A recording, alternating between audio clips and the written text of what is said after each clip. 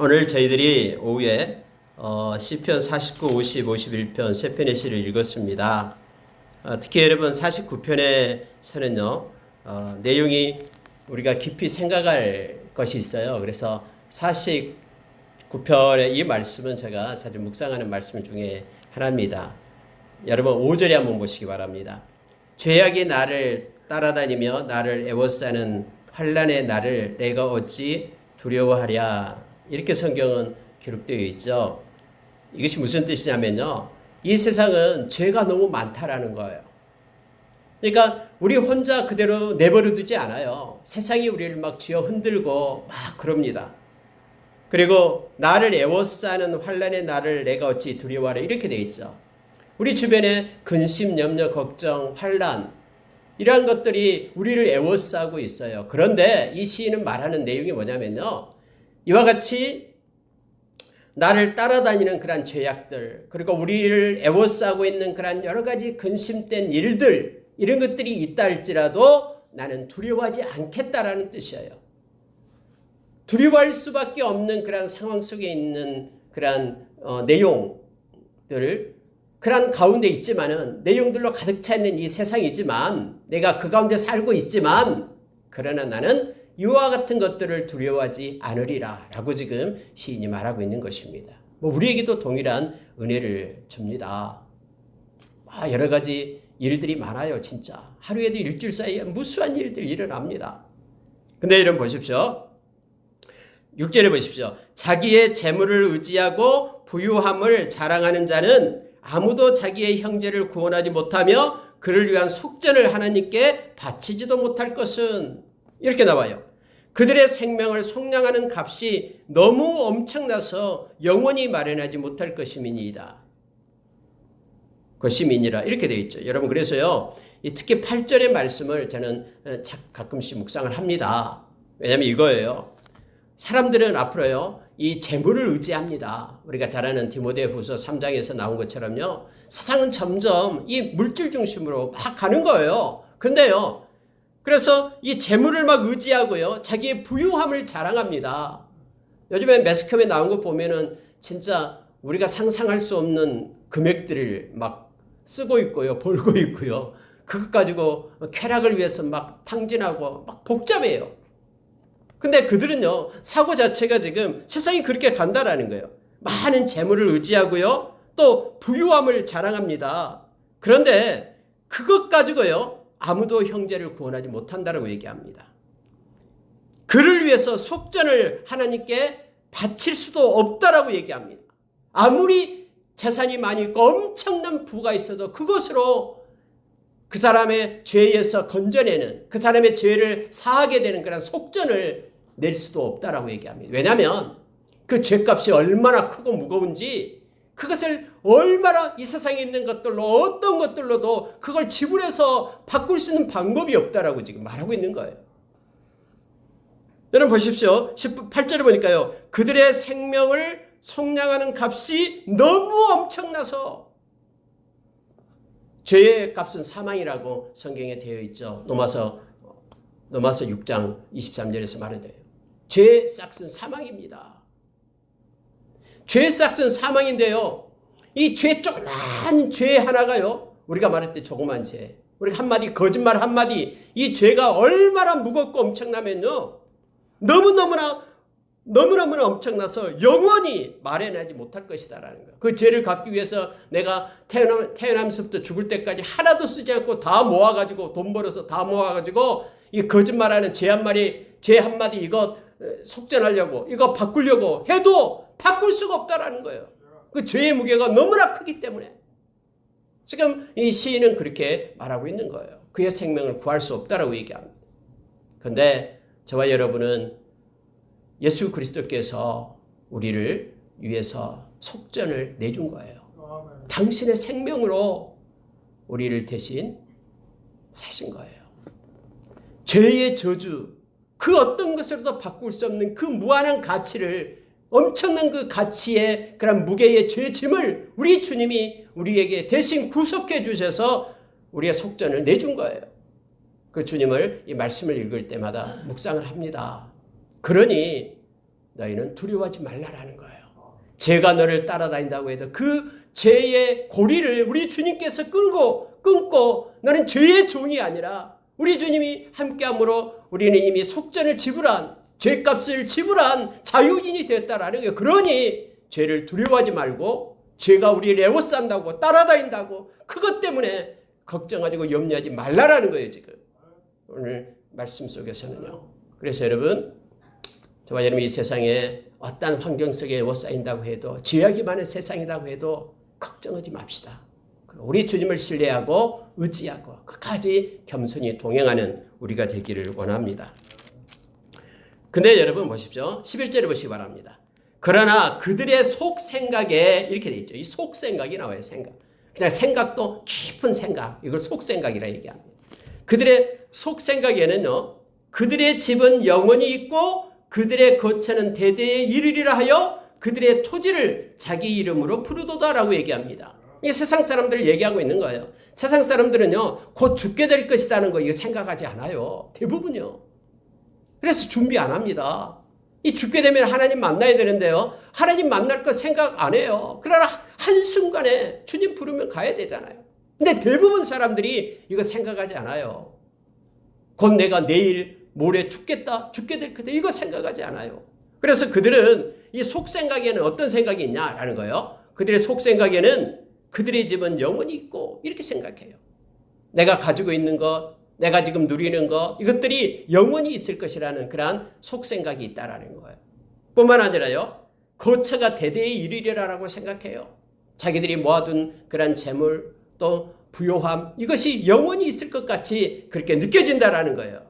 그래서 그들의 토지를 자기 이름으로 부르도다라고 말하죠.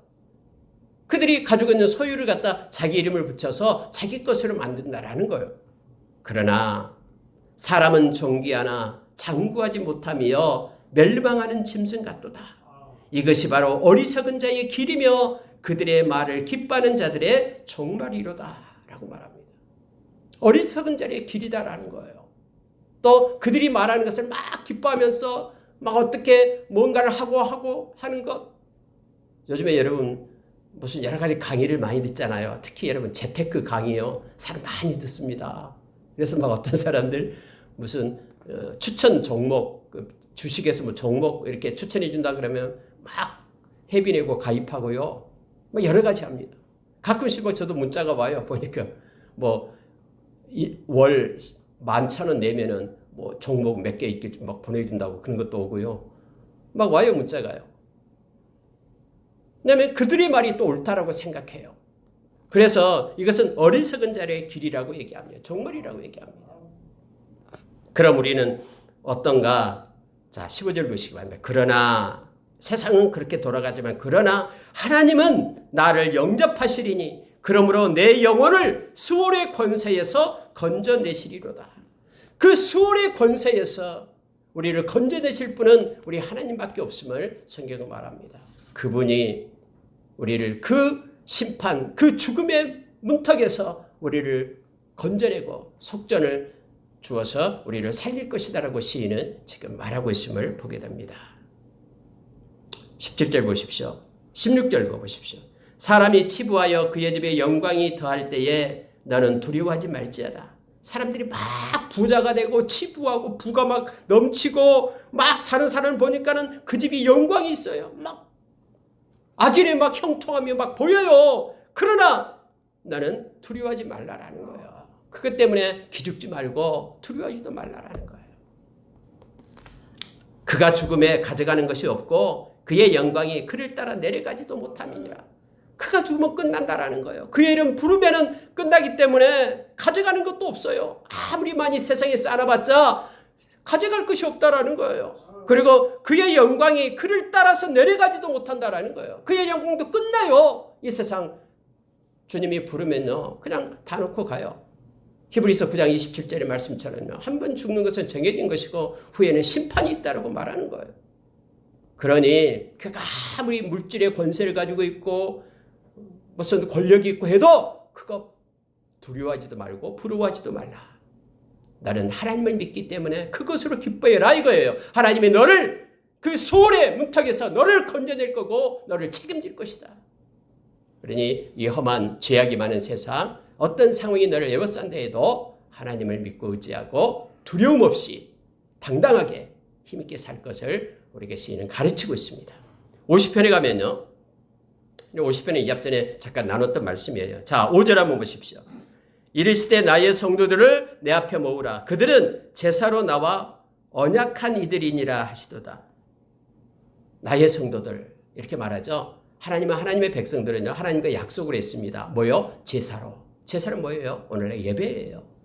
그래서 하나님의 백성이 하나님께 예배드리기를 싫어하면 안 돼요. 왜냐하면 이것 가지고 이미 언약한 약속한 사람들이라는 거예요. 그러면 하나님의 백성들은 하나님께 예배를 드리는데 어떤 예배를 하나님이 원하시냐라고 계속해서 나오죠. 하나님이 무슨 수소의 고기를 원하고 염소의 피를 마시겠느냐 하면서 말하는 거예요. 그럼 하나님의 백성이 하나님께 예배할 때는 자 14절 보십시오. 감사로 하나님께 제사를 드리며 지존하신 이에게 내 서원을 갚으며 환난 날에 나를 부르라. 내가 너를 건지리니 네가 나를 영화롭게 하리로다. 세 가지를 얘기합니다. 가장 중요한 건 감사죠. 감사로 제사를 드리고 하나님 앞에 예배하는 사람은 이 감사하는 마음으로 하나님께 나와야 됩니다. 그리고 정말로 감사해야 돼요. 중심으로. 또 하나는 뭐냐면요. 서원을 갚으라. 이것은 뭐냐면요. 하나님을 존귀하게 여기라라는 거예요. 우리가 사람들과 그 약속에도 약속을 지키잖아요. 근데 우리가 하나님하고 우리가 약속하는 것을 서원이라 얘기하잖아요. 하나님을 무시하는 사람은 절대로 하나님하고 한 약속 지키지 않습니다. 그런데 하나님을 존귀케 여기고 하나님을 경외하는 사람은 하나님과 하는 약속을 지켜요. 하나님이 그것을 보시는 거예요. 그래서 혹시 마음속에 하나님하고 약속했으면요. 하나님 그 약속을 우리가 지키는 능력을 달라고 기도를 해야 돼요. 하나님은 그 약속을 보시기 때문에 그래요. 또 하나는 뭐냐면은 환난 날에 나를 부르라라는 거예요. 하나님 이걸 보셔요. 왜 우리에게 환난이 오고 왜 우리에게 여러 가지 걱정 근심거리가 우리에게 닥치냐면요. 하나님이 이거 보시기 위해서 정말로 네가 나를 찾는가 나를 부르는가 이거 보기 위해서 하나님 우리에게 때로는 고난을 주셔요. 고난이 올 때 환난 날에 네가 나를 부르라 라고 말합니다. 그러면은 내가 너를 건지겠다. 네가 나를 영화롭게 하리라 라고 말합니다. 하나님의 이름을 부르고 기도하는 것을 하나님은 영광 받으신다고 말하는 거예요. 이것을 하나님께서 원하시고 이것 때문에 이렇게 제사로 언약한 내 백성이다라고 지금 말합니다. 우리가 기도할 때 하나님 이거 해결해 주세요. 아버지 이거 주세요. 라고 하나님께 간구하고 기도할 때요. 하나님은 너무너무 기뻐하셔요. 왜냐하면 하나님 되심을 인정하는 것이기 때문에 또 하나님이 그렇게 해주실 줄 믿기 때문에 기도하잖아요. 그래서 그를 찾는 자들에게 상 주신 이심을 믿어야 된다라고 히브리서 11장 6절에서 우리에게 가르쳐줍니다. 그러면서 여러분 23절 보십시오. 감사로 제사를 드리는 자가 나를 영화롭게 하나니 그의 행위를 원룩케 하는 자에게 내가 하나님의 구원을 보이리라 라고 말합니다. 하나님의 구원은 감사하는 자에게 임한다라고 말해두고 있죠. 그래서 시편 50편은요. 우리가 감사로 예배하고 하나님과의 약속은 우리가 지키고 약속을 지킬 때 우리 힘으로 못 지켜요. 그래서 우리가 기도해야 되는 거예요. 하나님께서 은혜 달라고 힘 달라고. 그리고 우리가 하나님께 기도하고 환난 날이 오면은요. 하나님께 기도할 때예요. 예수님께서도 우리에게 히브리서 5장에서 말해주고 있죠. 히브리서 5장에서요. 그렇게 말합니다. 예수님께도 고난이 많이 왔어요. 고난이 올 때마다 순종함을 배웠다라고 표현하고 있어요. 고난이 올 때마다 순종을 배우는 우리가 되기를 원합니다. 여러분 51편은요. 다윗이 밧세바하고 동침한 후에 간음을 한 후에 선지자 나단이 그에게 와서 책망을 합니다. 그때 나단 선지자는 이름도 없어요. 그런데요. 나단 선지자가 하나님의 이름으로 가잖아요. 하마터면요. 만약에 다윗이 여기서 회개하지 않으면 나단은 죽게 돼요. 뭐라고 하면은 네가 나를 감히 내가 왕인데 그러면 옆에 있는 사람들이 나단 선지자 데려가서 죽여버려요. 그만큼 권세가 있는 그때예요. 근데 하나님 마음이 합한 다윗은요. 자기의 죄 간음하고 살이라고 했잖아요. 이 죄가 나타났을 때 이 51편을 가지고 하나님 앞에 지금 기도하고 있는 거예요. 성경에 보면은 눈물로 그의 요를 적셨다고 얘기하잖아요. 그러면서 이 다윗이 하나님 앞에 간절히 자기의 죄악을 기도하면서 하는 내용이 있습니다. 그 내용이 잠깐 보고 마치도록 하겠습니다. 여러분 6절 한번 보십시오. 보소서 주께서는 중심이 진실함을 원하시오니 내게 지혜를 은밀히 가르치시리이다. 주님은 우리의 중심을 본다라고 말합니다. 주님, 제가 범죄했습니다. 간음죄 짓고 또 살인죄 지었습니다. 주님, 내 중심을 지금 보고 계시죠? 하면서 하나님 앞에 상한 심령으로 나갑니다. 10절 보십시오. 하나님이여 내 속에 정한 마음을 창조하시고 내 안에 정직한 영을 새롭게 하소서. 이거 우리가 잘 알고 있는 말씀이죠. 하나님 앞에 그렇게 엎드려 기도하는 거. 하나님,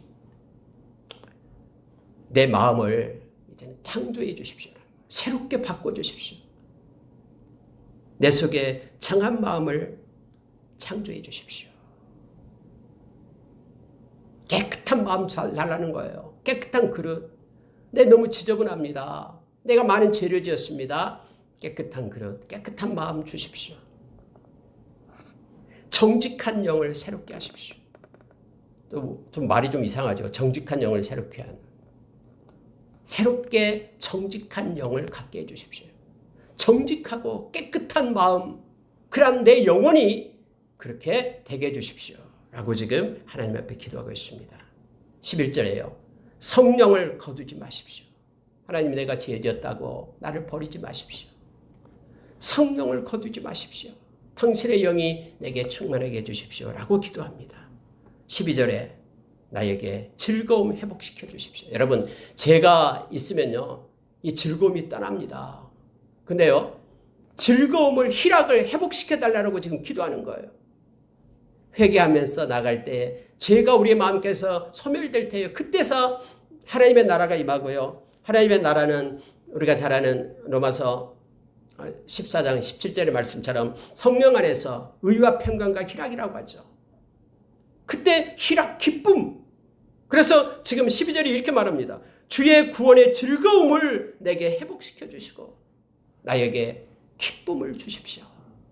라고 기도하고 있습니다. 또한 자원하는 심령을 달라라고 기도합니다. 나를 붙들어서. 여러분, 자원하는 심령은 중요합니다. 억지로 하지 말라라는 거예요. 특히 하나님 앞에 예배하고 기도하고 무슨 선행을 행하고요. 특히 하나님 앞에 할 때는 자원하는 마음, 기꺼이 행하는 마음, 이것을 원합니다. 이걸 달라고 지금 기도하고 있는 다윗의 모습을 보게 됩니다. 여러분, 베드로전서 5장 1절에서 4절에 보면은요, 베드로 사도가 그렇게 말하는 거예요. 베드로 사도는 이렇게 말합니다. 너희 가운데 있는 하나님의 양 무리를 네가 치대라고 말하죠. 리더들에게 하는 얘기예요. 근데 억지로 하지 말라라고 얘기합니다. 자원하는 마음으로 하고 더러운 유익을 위하여 하지 말고 기꺼이 하고 주장하는 자세로 막 권위를 가지고 말하지 말고요. 본이 되라. 그래야지만이 목자장 대신 예수 그리스도를 만날 때에 시들지 않은 관을 얻게 되리라 라고 가르쳐주고 있습니다. 오늘날 우리가 믿음 생활하고 하나님의 사역을 하고 어떤 일들을 하고 봉사하고 구제하고 뭔가를 행할 때는요, 언제나 이 원칙이 있어야 됩니다. 그게 뭐냐면은 억지로 행하는 거예요. 자원하는 것으로 이걸 해요. 그리고 즐거운 마음으로 기꺼이, 그리고 막 주장하는 자세로 하면 안 됩니다. 내가 스스로 본이 되고, 이걸 이 세 가지를 원하고 있다라는 겁니다. 지금 다윗이 하나님 앞에 나에게 자원하는 마음을 주십시오. 주일날 교회 안 가면 어떻게 하나님이 벌을 내릴까 봐 그런 마음으로 주님 앞에 나와서 예배드리면 안 돼요. 구원의 감격으로 하나님 앞에 나와서 우리가 예배하는 자가 돼야 됨을 말해주고 있습니다. 그래서 이 말씀을 묵상할 때요, 우리에게 큰 은혜를 줍니다. 마음을 깨끗하게 정직하게 해주십시오. 기쁨을 주십시오. 그리고 자원하는 마음을 주십시오. 이렇게 하나님 앞에 기도하고 있습니다. 이것만 보고 마치겠습니다. 자, 16절 17절 보고 마칠게요. 주께서는 제사를 기뻐하지 아니하시나니 그렇지 아니하면 내가 들었을 것이라. 주는 번제를 기뻐하지 아니하시나이다. 하나님께서 구하시는 제사는 상한 심령이라. 하나님이여 상하고 통해하는 마음을 주께서 멸시하지 아니하시리이다. 우리가 상한 마음, 깊은 마음, 애통하는 마음을 가지고 하나님 앞에 섰을 때에 하나님은 이것을 기뻐하시고 이 제사, 이 회개를 받으심을 압니다. 그래서 다윗은 비록 간음죄를 범하고 우리아를 죽인 그러한 살인죄를 범했지만은 하나님이 나를 외면하지 않을 거라고 하나님 앞에 엎드려 회개하면서 나갑니다. 그리고 나서 그 뒤에 하나님의 영광을 입하여 다시 그가 사역을 했음을 성경은 우리를 하여금 가르쳐줍니다. 기도하겠습니다.